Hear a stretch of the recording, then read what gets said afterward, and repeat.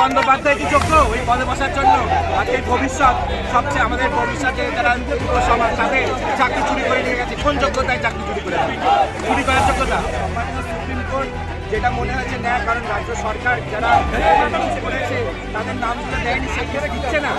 যার কারণ তারা তো দিয়েছে তৃণমূল কংগ্রেসের নেতা মন্ত্রীদেরকে ঘুষ দিয়েছে। তা তৃণমূল কংগ্রেস তো জানেন, তৃণমূল কংগ্রেস প্রধান মমতা বন্দ্যোপাধ্যায় তিনি জানেন না? তিনি তো করলেই চাইলেই তার বন্ধু যারা তো অলরেডি শনাক্ত হয়ে গেছে তার অযোগ্যদের পাশেই আছে, যারা দুর্নীতি করেছে তাদের পাশে আছে। আমাদের রাজ্যে মমতা বন্দ্যোপাধ্যায় সরকার শুধুমাত্র দুর্নীতিগ্রস্তদের জন্য, যারা দুর্নীতি করে না, যারা ঘুষ দেয় তাদের জন্য মমতা বন্দ্যোপাধ্যায় সরকার। আমাদের পশ্চিমবঙ্গের যুব সমাজ তাদের চাকরি চুরি করে নিয়ে গেছে মমতা বন্দ্যোপাধ্যায় আর সরকার।